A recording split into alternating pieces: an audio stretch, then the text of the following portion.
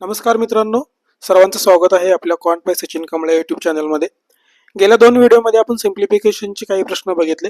त्याचप्रमाणे इथून पुढे आपण कमर्शियलचे काही टॉपिक बघणार आहोत. पहिल्या टॉपिकचा आपण अभ्यास करतोय, टाइम, स्पीड अँड डिस्टन्स. ह्या टॉपिकमध्ये आपल्याला कोणत्या पद्धतीनं प्रश्न सॉल्व्ह करायचे आणि टॉपिक शिकताना त्याच्यामध्ये कोणते फॉर्म्युला आहेत, ह्या गोष्टीचं आपल्याला आज आपण इथं थोडंसं माहिती घेणार आहोत. हा टॉपिक इतका पण अवघड नाही जितका आपण समजतो. आपल्याला ऍक्च्युअल एक्झाम मध्ये गेल्यानंतर जर आपल्याला काही प्रश्न जरी दिसले तर प्रश्नाची लेंथ बघून आपण तो प्रश्न स्किप करतो. पण जर आपल्याला तो फॉर्म्युला माहीत असेल किंवा त्या प्रश्नाला कोणत्या पद्धतीने टॅकल करायचं ह्या गोष्टी जर कळत असतील तर तो प्रश्न एकदम कमी वेळेमध्ये जमू शकतात किंवा एखादा मिनिट जर लागला तर तो आपला एक मार्क आपल्याला भेटून जातो. याच टॉपिकचे आपण काही प्रश्न या व्हिडिओच्या माध्यमातून बघूयात. व्हिडिओ पूर्ण बघा, आवडला तर नक्की लाईक करा. टाइम, स्पीड अँड डिस्टन्सचा स्टडी करण्यासाठी आपल्याला फक्त एका फॉर्म्युलाची गरज आहे आणि तो फॉर्म्युला म्हणजे distance is equal to time into speed. ह्या एकाच फॉर्म्युलावरती आपल्याला सर्व प्रश्न जमतात. मग प्रश्नाची लेंथ कितीही असो, फक्त आपल्याला प्रश्न फिरवून फिरवून विचारलेले असतात, फक्त लेंथ वाढवलेली असते. पण एकाच फॉर्म्युलावरती आपल्याला सगळ्या प्रश्नांची उत्तरं मिळू शकतात. ते पण आपल्याला जर चांगली कन्सेप्ट माहीत असेल तर कमी वेळेमध्ये आपण एक चांगला अटेम्प्ट करू शकतो. फक्त हा फॉर्म्युला तुम्ही लक्षात ठेवा की distance is equal to time into speed. याच फॉर्म्युलावरती आपल्याला दुसरा फॉर्म्युला पण तयार करता येतो किंवा आपल्याला लक्षात ठेवता येतो की टाइम जर आपल्याला काढायचा असेल तर time is equal to distance divided by speed. त्याचप्रमाणे speed is equal to distance divided by time. Question मध्ये असणारे व्हॅल्यू हा एकाच युनिटमध्ये असायला पाहिजेत. म्हणजेच डिस्टन्स जर तुम्हाला मीटरमध्ये दिलेला असेल तर टाइम घेताना आपल्याला तो सेकंदमध्ये घ्यायचा आहे. जर सेकंदमध्ये नसेल, 1 मिनिटामध्ये दिला असेल तर त्याला कन्वर्ट करून घ्यायचं सेकंदामध्ये. आणि स्पीड सुद्धा मीटर पर सेकंदमध्ये असायला पाहिजे. हे युनिट असंच असायला पाहिजे, मीटर, सेकंद आणि मीटर पर सेकंद. जर आपल्याला डिस्टन्स जर किलोमीटरमध्ये दिलेला असेल तर टाइम घेताना आपल्याला मग आर मध्ये घ्यायचं आहे आणि स्पीड सुद्धा किलोमीटर पर आवर मध्ये घ्यायचं आहे. जर तसं नसेल, स्पीड कोणत्या तरी दुसऱ्या युनिटमध्ये असेल किंवा मीटर पर सेकंद मध्ये असेल तर त्याला कन्वर्ट करताना आपण काय करतोय की स्पीड जर किलोमीटर पर आवर मध्ये दिला असेल तर समजा स्पीड तुम्हाला जर दिलं की 18 किलोमीटर पर आवर असं दिलेलं असेल तर आपल्याला कन्वर्ट करत असताना मीटर पर सेकंद मध्ये करताना त्याला इंटू करायचं आहे 5/18. हा फॉर्म्युला आहे 5/18चा.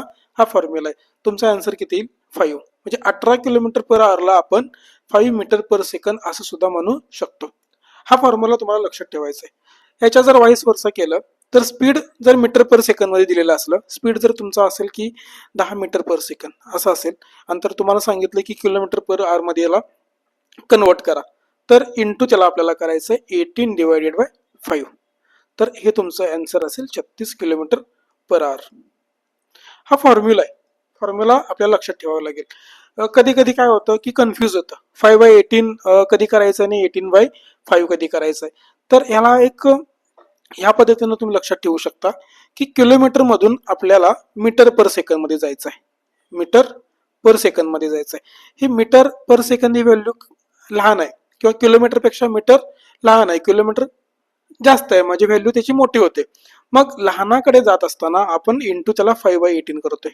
म्हणजे 5 लहान आहे म्हणून आपण 5 ला वरती घेतलं, न्यूमरेटर मध्ये घेतलं. आपण लहानाकडे चाललोय, लहान व्हॅल्यू कडे चाललोय म्हणून आपण 5 लहान असल्यामुळे 5 न्यूमरेटर मध्ये घेतलं आणि डिनोमिनेटर मध्ये काय घेतलं की 18 घेतलं.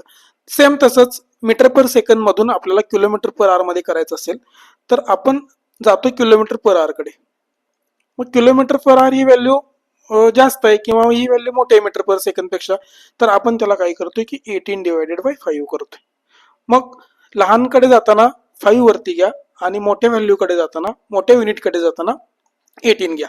जे लहानासाठी लहान आणि मोठ्यासाठी मोठी व्हॅल्यू. हे जर तुम्हाला फॉर्म्युले माहीत असतील तर टाइम, स्पीड अँड डिस्टन्स ह्या टॉपिकमध्ये आपल्याला ह्या क्वेश्चनमध्ये सगळे प्रश्न आपल्याला ह्याच फॉर्म्युलानुसार सोडवायचे आहेत. याच्यामध्ये अजून एक फॉर्म्युला बघायला मिळतो म्हणजे ॲव्हरेज स्पीड. जर टोटल डिस्टन्स दिलेला असेल किंवा टोटल टाइम आपल्याला काढायचा आहे, जो टोटल टाइम जर आपल्याला माहित असेल, प्रश्नामध्ये तसं दिलं असेल तर आपल्याला ॲव्हरेज स्पीड सुद्धा काढता आलं पाहिजे. किंवा कधी कधी प्रश्नामध्ये ॲव्हरेज स्पीड दिलेलं असतं आणि टोटल टाइम आपल्याला काढायचा असतो किंवा डिस्टन्स काढायचं असतं. तर तो फॉर्म्युला कोणता आहे? Average speed is equal to total distance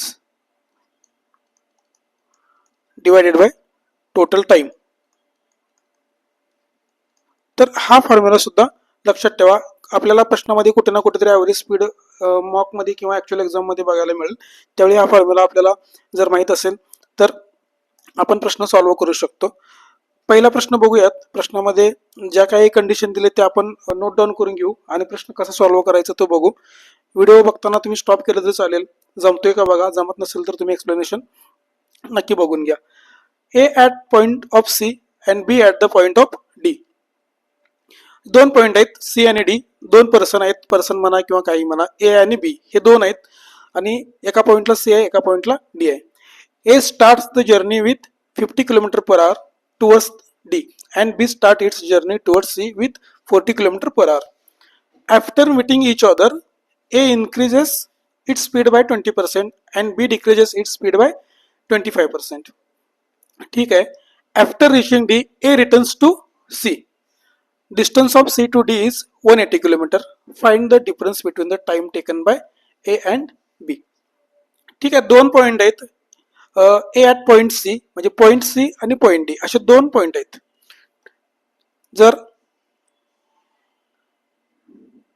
आपण असं बघितलं इथं पॉइंट सी आहे आणि इथं पॉइंट डी आहे. ए हा पर्सन इथं आहे. A at point C. A at point C म्हणजे पॉइंट सी ला कोण आहे?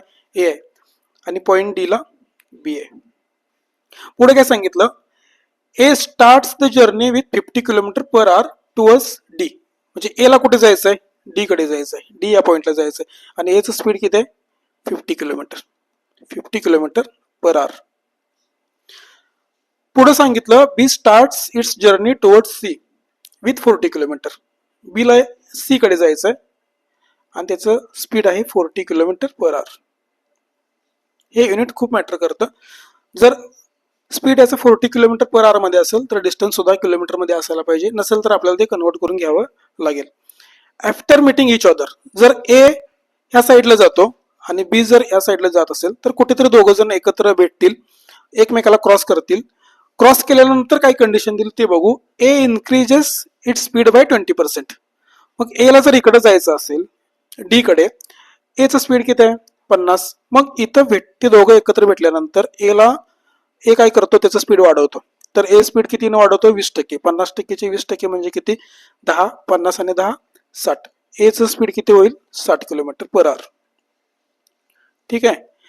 And B decreases its speed by 25%. B इथं आला. हा पॉइंट आहे. दोघं एकमेकाला क्रॉस करतील. इथून पुढे जाताना एनं स्पीड वाढवलं आणि बी स्पीड काय करतोय? कमी करतोय 25%. मग 40%चं 25% 10 येईल. मग बीचं स्पीड किती असेल? इथून पुढे इकडे निघताना बीचं स्पीड असेल 30 km/h. कारण बी 25% स्पीड काय करतो? कमी करतो. इथं एकमेकाला क्रॉस केल्यानंतर. After reaching D A return to C. म्हणजे ए हा पूर्ण इथपर्यंत काय करेल? प्रवास करेल. डी पर्यंत जाईल आणि डी पर्यंत गेल्यानंतर पुन्हा सी कडे येईल. म्हणजे ए चा प्रवास हा इथून सुरुवात होतो, पूर्ण डी पॉइंट पर्यंत जात होतो आणि परत डी कडून काय करतो की सी पर्यंत पोहोचतो. हा झाला ए चा प्रवास. मग त्याच्यात असंच काय आपल्याला बी बद्दल सांगितलं का? की बी बद्दल काही सांगितलं नाही. बी ला फक्त काय करायचंय? पॉइंट डी कडून इकडं या साईडला पॉइंट सी पर्यंत पोहोचायचंय. फक्त एवढंच बीचा प्रवास आहे. ए मात्र पूर्ण डी पॉइंटला जातो आणि तिथून परत रिटर्न येतो.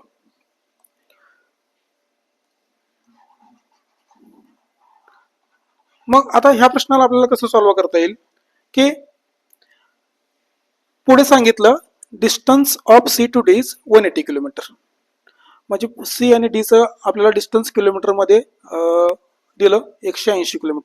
Find the difference between time taken by A and बी.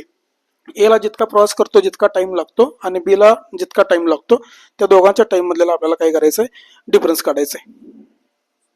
दोघं जण जर या पॉइंटला जर इथं येऊन जर एकमेकाला क्रॉस करत असतील तर आपल्याला आपण पहिल्यांदा हे शोधून काढू की नेमकं क्रॉस करताना त्यांना किती टाइम लागतो. तर टोटल डिस्टन्स किती आहे? 180 डिवायडेड बाय क्रॉस करताना जर अपोजिट डायरेक्शन मध्ये जर दोन व्यक्ती येत असतील तर स्पीडची ॲडिशन केली जाते. मग एचं स्पीड आधी किती होतं? 50 km आणि बीचं स्पीड किती होतं? 40. 50 आणि 40 जर आपण बघितलं तर 90 होईल आणि 180 भागिले 90 केलं तर किती? 2 तास लागतील. दोघांना एकमेकांना क्रॉस करायला किंवा एकत्र यायला ह्या पॉइंटला दोघांना 2 तास लागतात. मग इथं असणारं जे जे क्रॉस करणारा जो पॉइंट आहे आणि सुरुवातीचा पॉइंट याच्यामधलं डिस्टन्स आपल्याला काढता येईल. कारण ए हा 2 तासांचा प्रवास करून इथं एकमेकाला क्रॉस करतो. मग ए जर 50 किलोमीटरच्या स्पीडने 50 किलोमीटर पर आवरच्या स्पीडने जर जात असेल 2 तास, तर इथला आन्सर येईल 50 × 2 म्हणजे 100 किलोमीटर. मग टोटल जर डिस्टन्स सी आणि डी मधलं 180 असेल तर ह्या मधल्या पॉइंट मधील आणि डी मधली डिस्टन्स किती असेल 80 किलोमीटर. ठीक आहे, इथपर्यंत गोष्टी क्लिअर आहेत. इथं ह्या पॉइंटला दोघ जण एकमेकाला क्रॉस करतात. इथं आपल्याला ए ला जर पहिल्यांदा आपण ए चा जर टाइम काढला, ए चा टाइम किती सुरुवातीला 2 तास लागले 100 किलोमीटर जायला. आता त्याला काय करायचंय, जिथं भेटला होता तिथून डी पर्यंत पोहोचायचं आहे. इथं डी पर्यंत पोहोचायचं आहे. मग यांचं डिस्टन्स किती येईल 80 किलोमीटर. मग 80 किलोमीटर जायला ए ला किती स्पीडने ए जातोय 60 किलोमीटर पर आवरच्या स्पीडनं, कारण क्रॉस केल्यानंतर एचं स्पीड हे वाढणार आहे. मग 80 किलोमीटर डिवायडेड बाय त्याचा स्पीड किती असेल 60. ए ला इतका टाइम लागतो. प्लस ए आता पोहोचतोय डी पर्यंत, पण डी पर्यंत पोहोचल्यानंतर 60च्या स्पीडनं ए हा कुठे येतो पॉइंट सी कडे येतो. म्हणजे पूर्ण 180 किलोमीटर त्याला प्रवास करावा लागेल. मग तो टाइम किती लागेल 180 डिवायडेड बाय स्पीड त्याचा आहे 60 किलोमीटर पर आवर. हा झाला ए चा टाइम. त्याचप्रमाणे जर बी चा टाइम बघितला, बी सुरुवातीचे 2 तास जातो, कारण एकमेकाला क्रॉस करायला 2 तास जातात. त्याच्यामुळे बी इथं येऊन पोहोचला सेंटरला. ठीक आहे, मग बीच्या पुढे आपल्याला सी पर्यंत जातो. बी इथं आल्यानंतर इकडे पॉइंट सी पर्यंत पोहोचताना तो 30च्या स्पीडने जातो. मग इथं आपल्याला डिस्टन्स किती किती मिळालं 100 किलोमीटर. जर 100 किलोमीटर डिस्टन्स असेल आणि त्याचा स्पीड 30 किलोमीटर पर आवर असेल तर बी ला इतका टाइम लागतो. बी पॉइंट डी वरून निघाला आणि पॉइंट सी कडे पोहोचला. त्याचप्रमाणे ए सुद्धा पूर्ण प्रवास करून आल्यानंतर ए ला इतका टाइम लागतो आणि बी ला इतका टाइम लागतो. जर दोघांच्या मधला आपल्याला डिफरन्स काढायचा आहे तर 2 ला 2 इथे कॅन्सल करा, इथंच करून घ्या. 2 ला 2 इथे कॅन्सल करून घ्या, कारण 2 ही व्हॅल्यू कॉमन आहे. 2 तास लागले, कॅन्सल करून घेतली. ठीक आहे, 80 आणि 180 ह्या दोघांची जर बेरीज केली तर किती होईल 260. 260 डिवायडेड बाय 60. त्याचप्रमाणे बी चा टाइम किती असेल 100 डिवायडेड बाय 30. जर याच व्हॅल्यूला आपण जर 30 मध्ये करून घेतलं, डिनोमिनेटरला 30 करून घेतलं, तर ही व्हॅल्यू येईल 130 डिवायडेड बाय 30. मग आता डिफरन्स काढणं अवघड आहे का, कारण बेस समान झाला. इथं पण 30 आलं, इथं पण 30 आलं. 130 वजा 100 केलं तर 30 आणि 30 डिवायडेड बाय डिनोमिनेटर मध्ये असलेलं 30. 30 भागिले 30 बरोबर काय असणार आहे 1. मग ही व्हॅल्यू आपल्याला कशामध्ये असणार आहे आर मध्ये, तासामध्ये असणार आहे. कारण सगळ्याच व्हॅल्यू आपल्याला किलोमीटर मध्ये आहे. ही स्पीड किलोमीटर मध्ये आहे, 30 किलोमीटर मध्ये आहे, डिस्टन्स सुद्धा किलोमीटर मध्ये आहे, स्पीड किलोमीटर पर आवर मध्ये दिलेला आहे. तर ही व्हॅल्यू किती असणार आहे 30 भागिले 30 जर केलं तर 1 तास. प्रश्न दिसायला फक्त मोठा होता, पण फॉर्म्युला आपण एकच वापरला, तो म्हणजे distance is equal to time into speed. ह्याच फॉर्म्युलावरती फक्त आपल्याला स्टेप बाय स्टेप करत जायचं आहे. पहिल्यांदा ए जातोय पुढे, त्याच्यानंतर त्यांचं दोघांचं स्पीड वाढतं. जसं जसं प्रश्नामध्ये कंडिशन दिल्या त्याचप्रमाणे फक्त आपल्याला त्या कन्वर्ट करून घ्यायच्या आहेत किंवा त्या कंडिशननुसार पुढे जायचं आहे. स्टेप बाय स्टेप केलं तर तुम्हाला प्रश्नाचं उत्तर मात्र लगेच मिळून जाईल. हा प्रश्न समजला असेल. पुढचा प्रश्न बघा. पुढचा प्रश्न आल्यानंतर तुम्ही एकदा स्टॉप करून बघा आणि मग तुम्हाला समजतं का बघा. नसेल तर मग तुम्ही एक्सप्लेनेशन बघितलं तरी चालेल. Raju goes from Pune to Mumbai. He covers 1/3 of the total distance by bike at the speed of 16 km/h. Another 1/3 of the total distance covered by the bus at the speed of the 28 km/h. And the remaining distance is covered by the car at the certain speed. If the average speed of the Raju is 30 km/h, then find the speed of the car. ठीक आहे, एक काहीतरी particular distance दिले. किती distance आहे माहित नाही, फक्त डिस्टन्स कव्हर करताना तो काय करतो की पहिलं 1/3 डिस्टन्स कव्हर करतो, त्याच्यानंतर 1/3 डिस्टन्स कव्हर करतो आणि त्याच्यानंतर रिमेनिंग 1/3. जर आपण जर असं बघितलं की असा रूट आहे, ठीक आहे, मग इथं आहे पुणे आणि इकडे आहे मुंबई. ठीक आहे, पहिलं 1/3 तो कशाने प्रवास करतो, बाईकने करतो. इथला 1/3 प्रवास काय करतो बाईकने आणि त्याचा स्पीड आहे 16 किलोमीटर पर आवर्स. त्याच्यानंतरचा 1/3 प्रवास कशाने होतो की बसने. इथला प्रवास होतो बसने आणि बसचा स्पीड आहे 28 किलोमीटर पर आवर. जर इथं 1/3 असेल, जर इथं 1/3 असेल तर इथं सुद्धा 1/3च असेल. ठीक आहे. मग आपण जर टोटल डिस्टन्स जर मी 3x पकडलं 3च्या पाड्यामध्ये, कारण 1/3 आहे, इथं 3 आहे, इथं 3 आहे, इथं सुद्धा 3 आहे. मग जर मी टोटल डिस्टन्स जर 3x पकडलं तर 1/3 म्हणजे किती येईल, x येईल. इथं x असेल, इथं x असेल, हे डिस्टन्स आहे बरं का, इथं x असेल. ठीक आहे. टाइम किती लागतो, जर बाईकनं जायचं असेल तर टाइम किती लागतो, इथे टाइम लागतो x डिवायडेड बाय 16. इथं बसला टाइम लागतो x डिवायडेड बाय 28 आणि x divided by certain speed दिले, स्पीड माहित नाही, आपण स्पीड काय करू y म्हणू. हे झालं कारचं स्पीड, हे काय आहे कार स्पीड. ठीक आहे. इथेपर्यंत गोष्टी समजल्या. पुढे बघा, if the average speed of Raju is 30 kilometre per hour then find the speed of the car.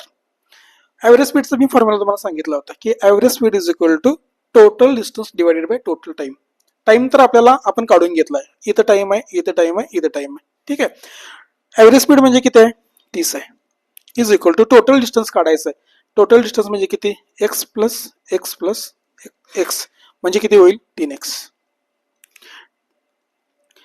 Total distance divided by total time, मग टाइम किती असेल x डिवायडेड बाय 16 हा टाइम झाला.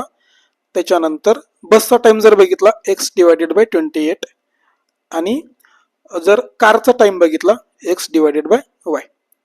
इथेपर्यंत गोष्टी क्लिअर असतील. ठीक आहे. जर बघितलं ह्याच गोष्टी जर इकडे डिवायडेड बाय असतील तर LHS मध्ये आल्यानंतर काय होतील, त्या ॲज इट इज राहतील किंवा 30ला मल्टिप्लाय करावं लागेल. पण 30ला जर RHS मध्ये नेलं तर ते डिवायडेड होईल. मग मी असं लिहितो की हा जो पार्ट आहे डिनॉमिनेटर मधला LHS मध्ये आल्यानंतर मल्टिप्लिकेशन होईल. मग आपण लिहितानाच आपण 28x तिरका गुणाकार करू, 28x plus 16x divided by 16 गुणिले 28. हे फक्त मी इथपर्यंत सोडवलं, इथपर्यंतच. प्लस याच्यामध्ये काय होईल, x प्लस वाय होईल आणि RHS मध्ये आल्यानंतर 3x डिवायडेड बाय 30 होईल. 3x डिवायडेड बाय 30 म्हणजे जर 3 न भाग आलो तर x divided by 10, x divided by 10. ठीक, येथेपर्यंत गोष्टी समजल्या असतील. ह्या दोघांची बेरीज करा, 28 आणि 16 किती होईल 44. 44x डिवायडेड बाय 16 गुणिले 28. हे इंटू आहे, इथं प्लस नाही, इथं इंटू आहे. 16 गुणिले 28. जर 4 न भाग घालवला तर 11 होईल, इथे 4 होईल. ठीक आहे. 11x मी डायरेक्टच लिहू, जर 4 न भाग घालवला, इथे 4 न भाग घालवला तर 11x डिवायडेड बाय 4 गुणिले 28 म्हणजे किती 112 अधिक x plus x divided by y बरोबर x डिवायडेड बाय 10. आपल्याला डिनॉमिनेटर सेम करून घ्यायचंय. कसं करता येईल, किंवा इथं असणारे व्हॅल्यू ह्या सगळ्यात सेम करून घ्यायचे आहेत. मग आपण 1120 जर आपण करून घेतलं किंवा 1120 y जरी करून घेतलं तरी सुद्धा चालेल. 1120 y, कारण इथं आपल्याला व्हेरिएबल दिसतं y. मग 1120 y जर आपल्याला डिनॉमिनेटर मध्ये करून घ्यायचं असेल तर 10 y ने इथं गुणावं लागेल आपल्याला आणि वरती सुद्धा 10 y ने गुणावं लागेल. तर इथं किती होईल 110 xy divided by 112 y 1120 y plus इथं सुद्धा मला 1120 y करायचंय. मग मी 1120 न गुणून घेतो, 1120 x डिवायडेड बाय 1120 y बरोबर. इथे जर 1120 y करायचं असेल तर आपल्याला 112 y ने गुणावं लागेल न्यूमरेटरला सुद्धा आणि डिनॉमिनेटर सुद्धा. 112 x आणि डिनॉमिनेटर मध्ये 1120 y, इथे सुद्धा y येईल कारण 112 y ने आपण काय करतोय गुणून घेतोय. मग 1120 x बरोबर 112 xy मधून 110 xy जर घालवलं तर आपल्याला किती मिळतील 2 xy. x ला x कॅन्सल करा, वाय बरोबर 1120 भागिले 2 किती येईल? 2×5 = 10, 2×12 560. मग आपल्याला काय विचारलं होतं? Find the speed of the car. मग कारचं स्पीड आपण किती अझ्युम केलं होतं? वाय. तीच व्हॅल्यू आपल्याला भेटली, वाय बरोबर 560 किलोमीटर पर आवर. ऑप्शन बी 560 किलोमीटर पर आवर आपल्याला वायची व्हॅल्यू भेटून गेली. थोडं कॅल्क्युलेटिव्ह होतं, पण ठीक आहे, बाय मेथडनंच आपण गेलो आणि आपल्याला प्रश्न तो जमून गेला. अ thief sees a jeep at distance of 500 meter coming towards him at a 20 km per hour. The thief takes 8 seconds to realize that there is nothing but the police approaching him by the jeep and starts running at 36 km per hour. Police see the thief and increase the speed to 40 km per hour. What distance police had to travel to catch the thief? Approximately ह्या value आपल्याला सांगायच्या आहेत. ही value कुठे येईल? Approx मध्ये येईल, म्हणजे point मध्ये काहीतरी व्हॅल्यू येतील, त्याच्यामुळं अप्रॉक्स मध्ये सांगा असं प्रश्नामध्ये त्यांनी कंडिशन दिले. डिस्टन्स जर बघितलं तर 500 मीटर आहे आणि जर स्पीड बघितलं तर 20 किलोमीटर पर आवर मध्ये. युनिट यांचं वेगळं वेगळं आहे. डिस्टन्स जर आपल्याला 500 मीटरमध्ये असेल तर त्याचा स्पीड मात्र मीटर पर सेकंद मध्ये असायला पाहिजे, किंवा स्पीड जर किलोमीटर पर आवर मध्ये असेल तर डिस्टन्स हे किलोमीटर मध्ये असायला पाहिजे. दोन्हीपैकी एकालाही कोणाला तरी जर कन्वर्ट केलं तरी काही हरकत नाही. समजा इथं असा रूट आहे किंवा अशी कंडिशन दिली, इथं जीप आहे समजा आणि इथं थिफ आहे.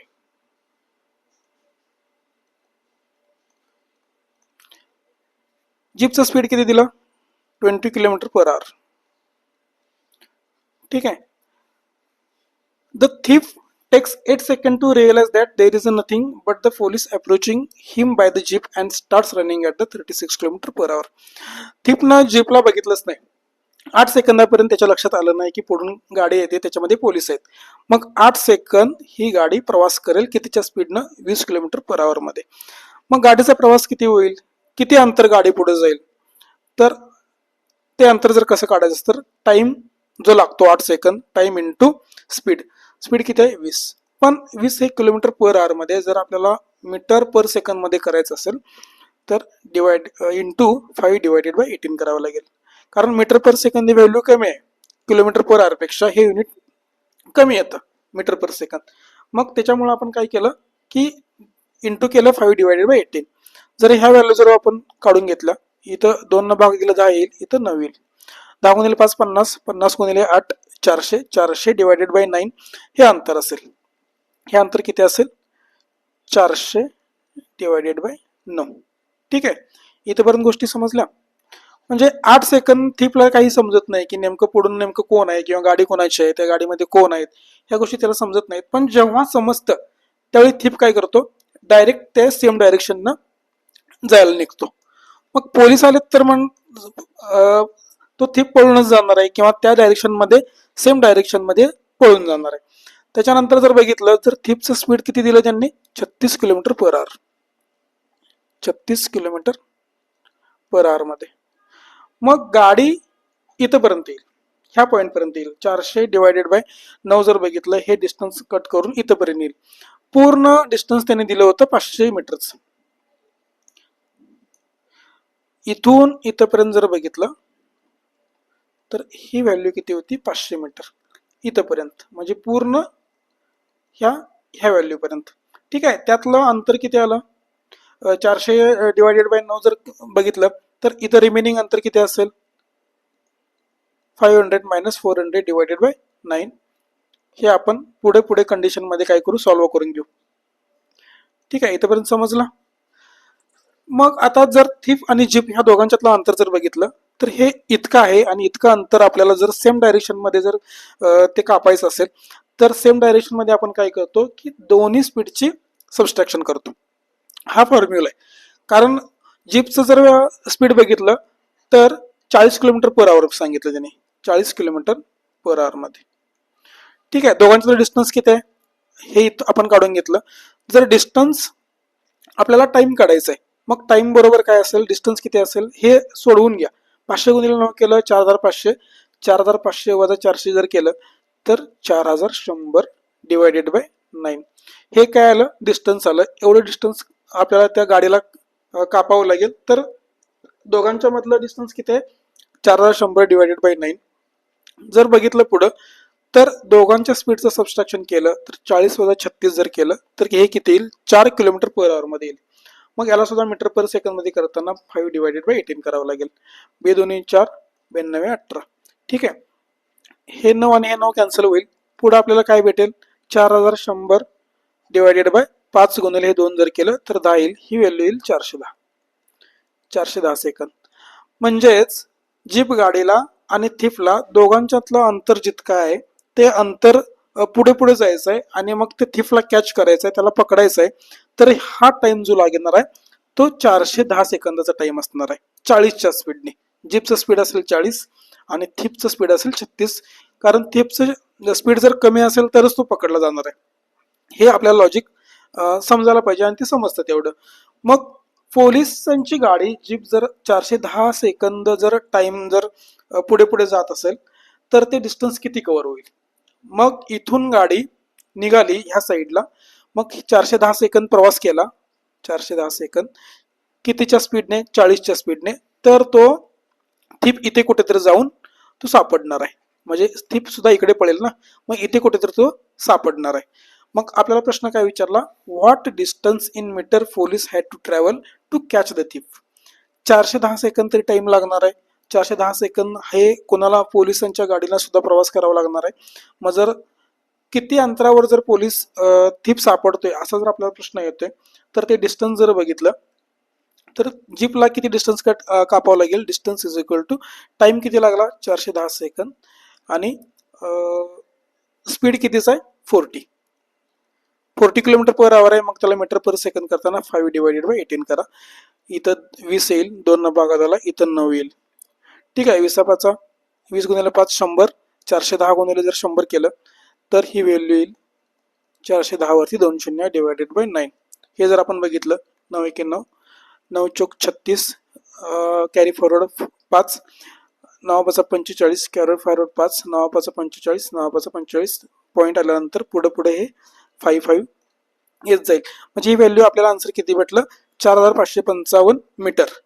4555 मीटर इतकं डिस्टन्स वरती तो थिफ पकडला जाईल पोलिसांच्या गाडीकडून. ठीक आहे, पोलिसांच्याकडून. मग 4555 जर आपल्याला ऑप्शन मध्ये बघितलं, 4200, 4300, 4900 हे जास्त होतं, 4000, 4500. हे 4500 आन्सर थोडं जवळचं वाटत होतं आणि आपल्याला अप्रॉक्स मध्ये सुद्धा आन्सर त्याचं विचारलं तर याचा आन्सर असेल 4500. Bike travels a distance of 360 kilometre with the certain speed. Speed दिलेलं नाही, आपल्याला डिस्टन्स माहिती आहे 360 kilometre. If the bike travels 25% of the distance at speed of the 60% of the usual speed, 80% of the remaining distance at the speed of the 80% of the usual speed, and the remaining distance at 90% of the usual speed. If the total time taken by the bike is 8 hours, then find the usual speed of the bike. Usual speed आपल्याला काढायला सांगितलं. Usual speed म्हणजे सुरुवातीचं speed, जे त्याचं original speed असेल ते. जर आपण स्पीड पकडू 10x, 10x काय घेतलं, कारण आपल्याला 60% त्याच्या काढता येतं, त्याच्यानंतर 80% ऑफ द युज्युअल स्पीड काढता येतं आणि 90% ऑफ द युज्युअल स्पीड सुद्धा त्या गोष्टी आपल्या लक्षात येतात. त्याच्यामुळे आपण स्पीडला आपण किती म्हणू, 10x करू. जर कंडिशन ज्या ज्या दिल्या त्या जर पुट करायच्या म्हणलं तर असं समजा की 2 पॉईंट आहेत, ए आणि बी. हा इथं पॉईंट आहे ए आणि बी. टोटल डिस्टन्स किती दिलं, 360. डिस्टन्स बरोबर 360 किलोमीटर. ठीक आहे. If the bike travels 25% of the distance at the speed of the 60% of the usual speed. 25% distance आहे, 360चं 25% जर काढलं तर ते येईल 90. मग 90 किलोमीटर बाईकनं जर प्रवास केला कितीच्या स्पीडनं, 60% ऑफ द युज्युअल स्पीड. म्हणजे स्पीड किती असेल, 10x 60% म्हणजे 6x. पुढे सांगितलं 80% of the remaining distance. Remaining distance किती असेल, 360 मधून जर आपण -90 केलं तर ते येईल 270. मग 270च्या 80% जर बघितलं, 80% 27 गुणिले 8 करा, 54 गुणिले 4 करा, 108 गुणिले 2 216. मग 216 जर स्पीड असेल, इथं 216 किलोमीटर डिस्टन्स आपल्याला काय करायचं आहे, कव्हर करायचं आहे. आणि 216 किलोमीटर डिस्टन्स कव्हर करण्यासाठी बाईकचं स्पीड किती असेल की 80% of the usual speed. Usual speed आहे 10x, 10xचं 80% जर म्हणलं तर 8x. And the remaining distance, मग रिमेनिंग डिस्टन्स काढायला 360 मधून 216 मायनस करा आणि 90 मायनस करा. 216 प्लस 90 किती होईल, 306 होईल. 360 मधून जर मायनस केलं तर ती व्हॅल्यू येईल 54 किलोमीटर. रिमेनिंग डिस्टन्स किती असणार आहे? 54 किलोमीटर. मग इथं स्पीड किती आहे? 90% ऑफ द युज्युअल स्पीड म्हणजे 9x. मग इथं लागणारा टाइम आपण जर बघितला, प्रत्येकाचा टाइम जर बघितला, 90 किलोमीटर डिवायडेड बाय 6 केलं तर टाइम किती येईल? 15 डिवायडेड बाय x. इथं टाइम किती येईल? 8 न जर भाग घालवला तर 8 दोन्ही 16, 8 7 56, 27 भागिले x. आणि जर हे जर बघितलं तर 54 भागिले 9 6, 6 भागिले x. हा लागला टोटल टाइम. पण टोटल टाइम त्याने किती दिला? कंडिशन किती काय सांगितली की 8 तास लागतात. मग हा टोटल टाइम आपण काढून घेतला, या तिघांची जर बेरीज केली तर ती 8 तास यायला पाहिजे. मग 15 गुणिले 27 केला, सॉरी 15 अधिक 27, 15 अधिक 27 अधिक 6 भागिले x बरोबर 8. ठीक आहे. 15 आणि 27 42, 42 आणि 6 48, 48 बरोबर 8x. मग x ची व्हॅल्यू किती आली? 6. x आपण काय पकडलं होतं? 10x म्हणजे युज्युअल स्पीड बघितलं होतं. Then find the usual speed of the bike. ते 10x होतं. x बरोबर 6 असेल तर 10x बरोबर 60. तर गुणिले आपण 10 करून घेतलं आणि आपला ऑप्शन सी करून घेतला. पुढे ट्राय करा. Car started from point A to point B at speed of 80 km per hour at 8 am. After 2 hours, the car was repaired and it took 2 hours to recover. If the car increased the speed by 50% to reach point B on time, then what is the distance between A and B and which time the car reached B? 2 point दिलेत, एक A आणि B. समजा इथं आहे point A आणि इकडं आहे point B. कारचं स्पीड किती दिलं? 80 किलोमीटर पर आवर, 80 किलोमीटर पर आवर. सकाळी कार किती वाजता बाहेर पडते? 8 वाजता 8 AM ला. 2 तास प्रवास केल्यानंतर कार खराब होते आणि रिपेअर होण्यासाठी परत 2 तास लागतात. मग 2 तास प्रवास करून कार किती डिस्टन्स पुढे जाईल? 80च्या स्पीडने 160 किलोमीटर. 80 गुणिले 2 केला आपण 160.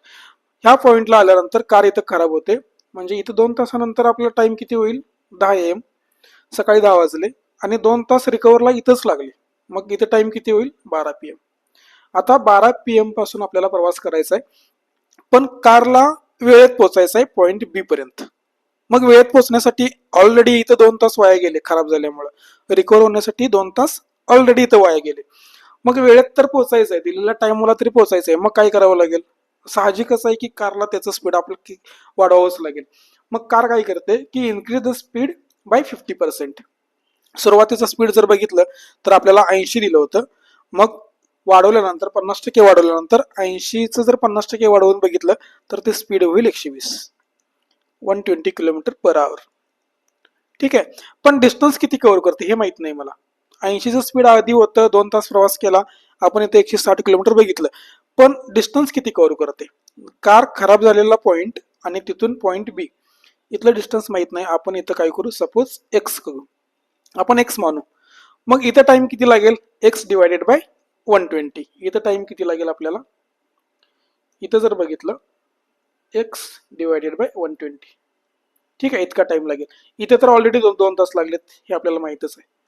मग गाडीनं स्पीड का वाढवलं? कारण इथं गाडी खराब झाली आणि गाडीला वेळच जायचं होतं म्हणून स्पीड वाढवलं. गाडी खराब होण्याच्या आधी काय प्रॉब्लेम होता का इकडे ह्या साईडला? काहीच नव्हता.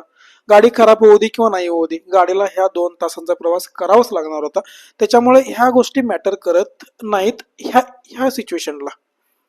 कारण खराब तर इथून पुढे झाले ना, इथल्या पॉइंटला झाले. आता तिला गाडीला काय करायचं? स्पीड वाढवून इकडे प्रवास करायचा आणि ते पण वेळेत पोहोचायचंय पॉइंट बी ला. ठीक आहे. त्याच्यामुळं आधीच्या गोष्टी काय मॅटर नाही करणार. कितीच्या स्पीडनं आलो, काही झालं, युज्युअल स्पीड होतं 80 किलोमीटर पर आवरच्या स्पीडनं 2 तास आलो होतो, त्याच्यामुळे इथल्या गोष्टी मॅटर नाही करणार. मग एक लॉजिक आपण इथं असं लावू शकतो की 2 तासांचा गॅप पडला किंवा 2 तास आपले वाया गेले, 2 तास एक्स्ट्रा लागले आहे त्या म्हणजे रिपेअर होण्यासाठी, पण आपण वेळेत पोहोचलो. हे ठीक आहे, आपण वेळेत पोहोचलो. पण वेळेत कधी पोहोचलो? ज्यावेळी आपण गाडीचं स्पीड वाढवलं त्यावेळी. जर गाडीचं स्पीड आपण 80 ठेवलं असतं, ठीक आहे. आता समजा आपल्याला रिमेनिंग डिस्टन्स किती आहे, म्हणजे एक्स आहे. जर एक्स हे डिस्टन्स आपण 80च्या स्पीडने गेलो असतो तर वेळेत पोहोचलो असतो का? तर पोहोचलो नसतो. स्पीड वाढवलं, 120चं स्पीड केलं म्हणून आपण वेळेत पोहोचलो. पण असं समजा की मी 80च्या स्पीडनं चाललोय, मग इथं पोहोचायला किती वेळ लागेल? 2 तास एक्स्ट्रा लागतील ना, कारण ऑलरेडी 2 तास मी इथं वाया घालवलेत गाडी रिपेअरिंगसाठी. गाडी खराब झाली होती, रिपेअर केली, मग इथं वाया गेले. ठीक आहे. मग 80च्या स्पीडनं गेलो असतो तर मला 2 तास एक्स्ट्रा लागले असते, पण मी गेलो 120च्या स्पीडनं. ठीक आहे. 120च्या स्पीडने गेल्यामुळं मला टाइम बरोबर टाइमला मी पोहोचलो. ठीक आहे, समजतं का बघा? जर 80च्या स्पीडने गेलो असतो तर 2 तास एक्स्ट्रा लागले असते. 120 ने गेल्यामुळे मी बरोबर 2 तास आधी पोहोचलो, म्हणजे वेळेवर पोहोचलो. मी 2 तास वाया गेलेले काय केले, भरून काढले. मग इतकं डिस्टन्स असेल एक्स, जर 80च्या स्पीडनं जर घेतलं तर इतका टाइम लागतो, आणि 120च्या स्पीडने गेलो तर इतका टाइम लागतो.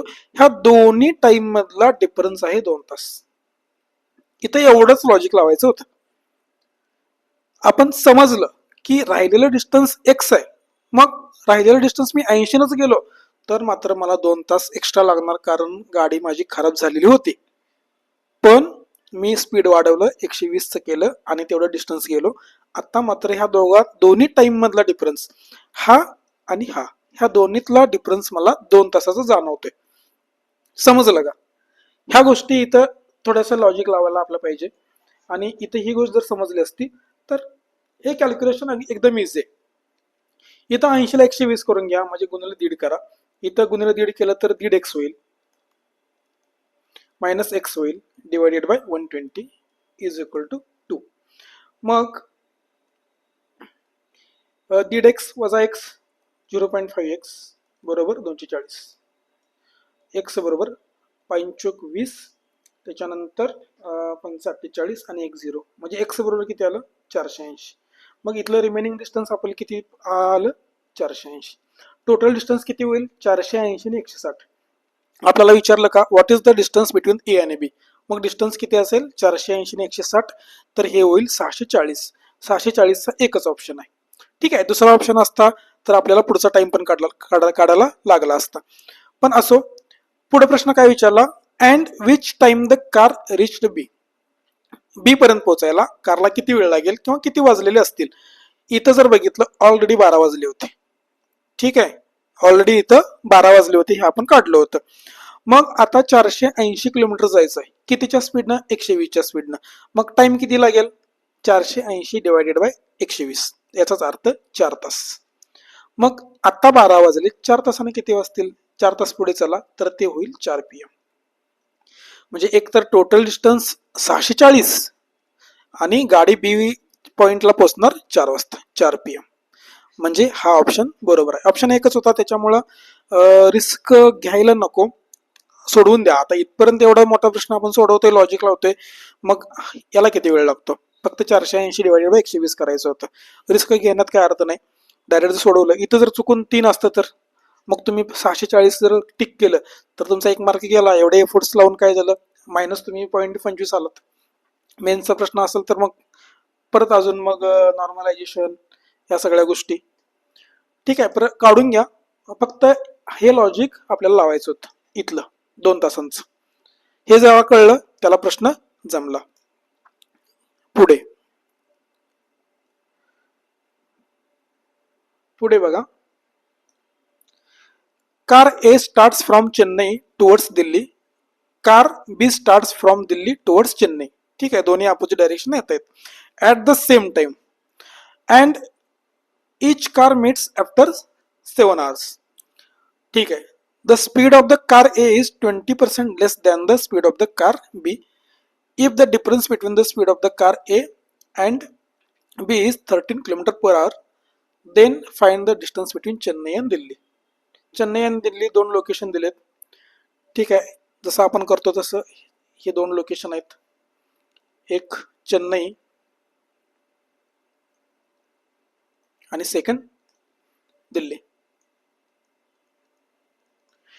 Car A start from Chennai, इथं कार ए आहे, इकडे जाईल, आणि इथं आहे कार बी, जी इकडे येईल अपोजिट डायरेक्शन मध्ये. ठीक आहे. 7 तासानंतर दोन कार एकमेकाला क्रॉस करतात किंवा तिथे भेटतात 7 तासानंतर. म्हणजे कार ए 7 तास प्रवास करेल, इथे भेटले समजा, आणि कार बी सुद्धा 7 तास प्रवास करेल. Speed of the car is 20% less than the speed of the car B. जर मी कार बीचं स्पीड जर 10x घेतलं, स्पीड किती घेतलं 10x, तर एचं स्पीड किती होईल 20% लेस म्हणजे 8x होईल.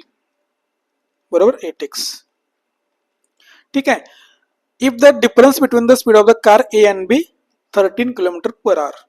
ह्या दोघांचा डिफरन्स जर बघितला तर तो डिफरन्स येतो 2x चा. 2x म्हणजे 13 युनिटरी मेथड. तर 8x ने 10x काढायला वेळ लागणार आहे का? 8x जर बघितलं तर 2 ची 4 पट आहे, तर 13 ची पण 4 पट करा, इथे येईल 52 km/h. मग 10x काढा, परत 2 ची किती 5 पट आहे, मग 13 ची 5 पट करा, 65 km/h. ठीक आहे. इथं स्पीड किती येईल, ए चं स्पीड किती आलं 52 आणि बी चं स्पीड किती आलं 65. 7 तासानंतर इथं भेटतात. मग जर 52 गुणिले 7 केलं तर हे डिस्टन्स भेटेल, आणि 65 गुणिले 7 केलं तर मला इथपर्यंत डिस्टन्स भेटेल. ठीक आहे, इथपर्यंत ह्या पॉईंट पर्यंत. कारण दोन्ही कार काय करतात 7-7 तास प्रवास करतात. इथपर्यंत गोष्टी समजल्या. Then find the distance between Chennai आणि दिल्ली. मग काय करायचं आहे, हे मल्टिप्लिकेशन करायचं आहे, हे मल्टिप्लिकेशन करायचं आहे, आणि त्याच्यानंतर आपला आन्सर तयार, दोघांची ऍडिशन करायची आहे. मग दोन्हीला आपण 7 न गुणायचं आहे. मग असं करा, 7 × 52 + 65. इथं येईल 7, इथं येईल 11 × 7. मग ह्या दोघांचा जर गुणाकार केला, 7 गुणिले 7 49, कॅरी फॉरवर्ड 4, 11 गुणिले 7 77 आणि 4 81, 819 किलोमीटर. आणि हेच आपल्याला प्रश्नामध्ये विचारलं होतं. Option D. सोपा होता. फॉर्म्युला तोच होता, distance is equal to time into speed. ह्याच फॉर्म्युल्यावरती सगळे प्रश्न आपल्याला जमणार आहेत. फक्त कन्सेप्ट जर क्लिअर असेल तर लवकर, अजून लवकर जमणार आहेत. ह्या पद्धतीने ट्राय करा. चला नेक्स्ट प्रश्न बघू.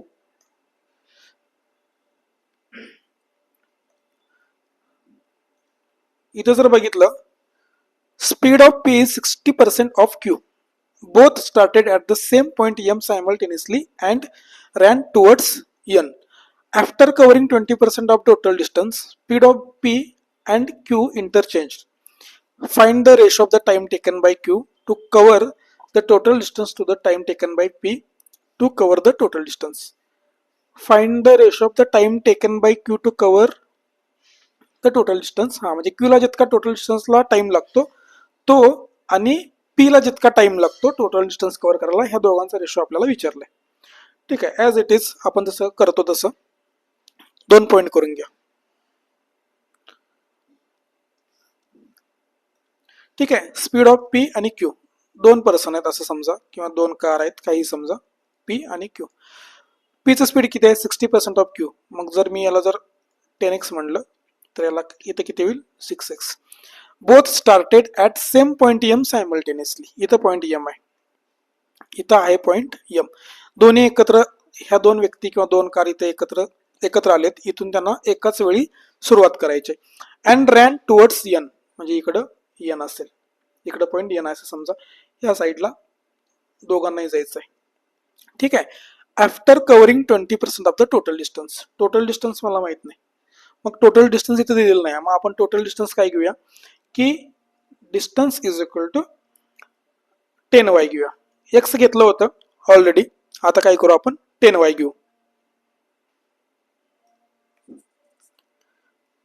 डिस्टन्स घेतलं 10y. After covering 20% of the total distance, speed of P and Q interchange. 20% distance cover होण्यासाठी, म्हणजे 20% म्हणजे किती, इथपर्यंत पोहोचलो समजा, आणि इथपर्यंत 20% म्हणजे किती होईल 2y होईल, 2y. ठीक आहे. इथं आल्यानंतर पी आणि क्यूचं स्पीड काय होतं इंटरचेंज होतं, म्हणजे पीचं स्पीड किती होईल 10x आणि क्यूचं किती होईल 6x. मग 2y हे जर डिस्टन्स जर कव्हर करायचं असेल तर टाइम पी ला किती टाइम लागेल 2y डिवायडेड बाय 6x, आणि क्यू ला किती वेळ लागेल 2y divided by 10x. Same त्याचप्रमाणे जर इथं बघितलं, इथं डिस्टन्स किती शिल्लक राहील? 2y तर डिस्टन्स कव्हर झालं, 20% total distance, 20% of total distance cover केलं. त्याच्यानंतर इथं रिमेनिंग डिस्टन्स किती असेल? 8y. मग आता इथं टाइम किती लागेल? p ला टाइम लागेल 8y डिवायडेड बाय 10x आणि q ला टाइम लागेल 8y डिवायडेड बाय 6x. पुढे कंडिशन काय सांगितली, काय विचारलं की find the ratio of the time taken by Q to cover total distance. पहिल्यांदा क्यूचा आपल्याला टाइम काढायचा आहे टोटल इतकं डिस्टन्स कव्हर करण्यासाठी, आणि त्याच्यानंतर कुणाचं काढायचं आहे? Time taken by Q to cover the total distance. क्यूला किती टाइम लागतो? आता क्यूचा हा सुरुवातीचा जर टाइम बघितला तर 2y डिवायडेड बाय 10x, आणि नंतरचा टाइम जर बघितला तर हा 8y divided by 6x divided by ratio, म्हणजे हा आपण सुरुवातीला क्यूचा घेतला, त्याच्यानंतर कुणाचा घ्यायचा आहे? पीचा घ्यायचा आहे. पीला किती टाइम लागेल? 2y divided by 6x plus 8y हा टाइम पीचा, 8y, एक minute, 8y divided by 10x. ठीक आहे. हा रेशो जर करून घेतला तर इथं जर बघा, इथं एलसीएम जर घेतला, इथं 10x आहे, इथं 6x आहे. जर एलसीएम बघितलं तर आपण 30 घेऊ शकतो. 10x ला 30x करण्यासाठी 3 न गुणा, इथं 3 न गुणल्यानंतर किती होईल? 6y होईल, आणि इथं 5 न गुणल्यानंतर 8 ला 5 8 40, 40y डिवायडेड बाय 30x. फक्त बेस सेम करून घेतला. इथं सुद्धा जर 30 करायचं तर 5 न गुणावं लागेल, मग वरती सुद्धा 5 न गुणा, 5 दुनी 10y प्लस इथं 30 न गुणा 3 न गुणा 8 तर 24, 24y divided by 30x. 30x 30x cancel होईल, 6y आणि 40y किती होईल? Is equal to 46y divided by 10y आणि 24y 34y. Y Y cancel, 46 आणि 34 म्हणजे याचा 2 न जर भाग घालवला तर किती होईल? 23 आणि 17, 23 आणि 17. हा रेशो किती असेल? 23 आणि 17चा असेल. ऑप्शनमध्ये ऑप्शन डी. ॲज युजल जसं आपण पाठीमागचे प्रश्न बघितले त्याचप्रमाणे हा करायचा होता, फक्त जसं जशा कंडिशन दिल्या तसं तसं पुढे जायचं होतं. पुढे P and Q both started at the same time traveling from point A to point C via point B. ठीक आहे, इथं मात्र 3 पॉईंट दिले. Speed of P is thrice of Q while traveling from A to B and then from B to C their speeds are interchanged. Find the ratio of the time taken by P and Q to the travel from A to C if the distance between the B C is 40% more than that of the A to B. ठीक आहे, 3 point आहेत. जसं जसं condition दिलं तसं तसं आपण पुढे जाऊया. इथं 3 point. P and Q both started at the same time. इथं समजा P आहे, Q आहे. हे लास्ट प्रश्न असाच होता. P आणि Q travelling from point A, इथं आहे point A, point A to point C via point B, म्हणजे पॉईंट बी इथं कुठेतरी मध्ये असेल आणि पॉईंट सी इकडे लास्टला असेल. ठीक आहे. Speed of P is thrice of Q. मग इथं जर क्यूचं स्पीड जर मी एक्स पकडलं तर पीचं स्पीड असेल 3x. While travelling from point A to B, म्हणजे बी पर्यंत जाईपर्यंत त्यांचं स्पीड एवढा आहे 3x आणि x. ठीक आहे. Then from B to C their speed are interchange, म्हणजे इथं स्पीड चेंज होईल. पीचं किती होईल? x होईल, आणि क्यूचं किती होईल? 3x होईल, इंटरचेंज होईल. Find the ratio of the time taken by P and Q to travel from A to C. ठीक आहे, टोटल डिस्टन्स दोघांना पण जायचं आहे आणि त्याचा रेशो काढायचा आहे. If the distance between B and C is 40% more than that of the A to B. हा, म्हणजे इथं जे डिस्टन्स असणार आहे त्याच्या 40% जास्त डिस्टन्स किती असणार आहे? इथं असणार आहे बी टू सी मध्ये. जर मी इथं ए टू बी किती घेतलं, समजा 10y घेतलं, तर 40% जास्त म्हणजे इथे किती होईल? 14y असेल. 5y किंवा 7y असं सुद्धा घेऊ शकता, पण 10 घेतल्यानं राऊंड फिगर 0 असल्यामुळे हाफ डबल सुद्धा करता येतं, म्हणून मी 10y घेतलं. आता बघा इथं टाइम किती लागेल? P ला टाइम किती लागेल? 10y divided by 3x. Q ला टाइम किती लागेल? 10 Y divided by x. Last प्रश्न जसा होता तसाच ॲज इट इज हा कॉपी प्रश्न आहे. सेम तसंच करायचं आहे. इथं पीला टाइम किती लागेल? 14 वाय डिवायडेड बाय एक्स आणि क्यूला टाइम लागेल 14 Y divided by 3x. Ratio कोणाचा काढायचा आहे? Find the ratio of the time taken by P and Q to the travel from A to C. म्हणजे ए पासून सी पर्यंत जायला पूर्ण डिस्टन्स जायचं आहे. पहिल्यांदा पीचा घ्या, त्याच्यानंतर मग क्यूचा घ्या. पीचा टाइम इथे किती लागतो? 10 Y divided by 3x plus हे 14 वाय डिवायडेड बाय एक्स.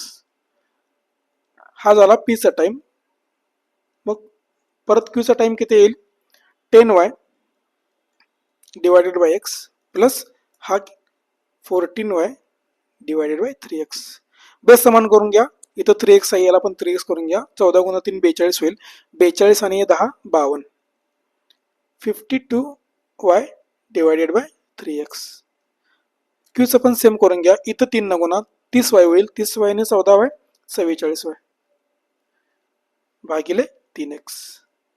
मग हे 3x कॅन्सल होईल. इथं काय उरेल? 52 वाय डिवायडेड बाय 44 वाय. वायला वाय कॅन्सल. जर 4 न भाग दिला तर इथं 13 येईल आणि इथं 11 येईल. 13 चोक 52 आणि 11 चोक 44. 13 11 हे आपलं राईट आन्सर असणार आहे. प्रश्न एकदम इझी होते. जेवढे प्रश्न आपण 7-8 प्रश्न बघितले ते एकाच फॉर्म्युलावरती डिपेंड होते. म्हणजे distance is equal to time into speed. फक्त त्या सगळ्यांचं युनिट सेम असायला पाहिजे होतं. मीटर पर सेकंद या सगळ्या गोष्टी, किलोमीटर पर आवर मध्ये या सगळ्या गोष्टी सेम असायला पाहिजे होत्या. जशा जशा कंडिशन दिल्या, एक गोष्ट इथं तुम्हाला समजली असेल की जशी कंडिशन दिले हे आपण रीड करत करत करत जसं जसं आपल्याला सांगितलं तसं तसं आपण काय करा अप्लाय केलं. जसं त्यांनी सांगितलं की इंटरचेंज करा, आपण पुढे घेऊन इथे हे लिहून घेतलं. परत टाइम काढून घेतला. म्हणजे प्रत्येक प्रश्नामध्ये फक्त कमर्शियल हा काही कोणता अवघड टॉपिक नाही आहे, कुठलाही असो. फक्त आपल्याला जसं रीड करून जितकं आपल्याला समजतं त्या पद्धतीनं त्यांना फक्त ते आन्सरमध्ये काय करायचं? अप्लाय करायचं. अप्लाय केल्यानंतर तुम्हाला हळूहळू सगळ्या गोष्टी होत जातील. कॅल्क्युलेशन चुकवायचं नाही. इथं रेशो म्हणून बेस समान करून घेतल्यानंतर आपल्याला एकदम इझी व्हॅल्यू भेटल्या. 3x कॅन्सल झालं. लास्ट प्रश्नामध्ये सुद्धा आपण हेच बघितलं. याच्या आधीचे पण जे काही 4-5 प्रश्न बघितले त्यामध्ये सुद्धा आपण जसं जसं कंडिशन आपण वाचत गेलो तसं तसं प्रश्न सुटत गेला. एवढं काही अवघड नव्हतं. क्लर्क मेन्सला ह्या प्रकारचे प्रश्न तुम्हाला बघायला मिळतील. टाइम स्पीड डिस्टन्सचा हा फक्त पार्ट 1 घेतलाय आपण. अजून आपल्याला 2-4 पार्ट बघायचे त्याचे, कारण सगळ्या प्रकारचे प्रश्न बघायचे. याच्यापेक्षा अजून थोडे लेंथी प्रश्न असतील किंवा याच्यापेक्षा मोठे असतील. फक्त व्हिडिओ पूर्ण बघत चला. कोणत्या व्हिडिओमधून कोणत्या प्रश्नातून तुम्हाला काय समजेल हे सांगता नाही येत. एखादा पॉईंट असा येतो की तो आपल्याला लक्षात राहतो एखाद्या वेळेस आणि तो पॉईंट मग तो 1 मार्क देऊन जातो. लहान गोष्ट असते पण आपल्याला कुठेतरी शंका असते आणि एखाद्या प्रश्नामधून त्याचा अनालिसिस बघून आपल्याला ते लगेच कळून जातं. त्याच्यामुळे व्हिडिओ बघताना शांत बघा, नीट बघा.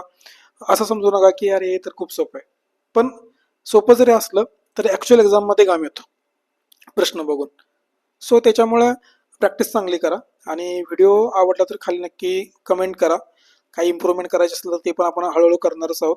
कमेंट करून ठेवा, लाईक करा आणि सर्वांना शेअर करा. तोपर्यंत इथंच थांबूया आणि पुन्हा नवीन व्हिडिओ ला घेऊन आपण येतोय. नवीन व्हिडिओ सोबत आपण नवीन कन्सेप्ट शिकूया. तोपर्यंत थँक्यू सो मच.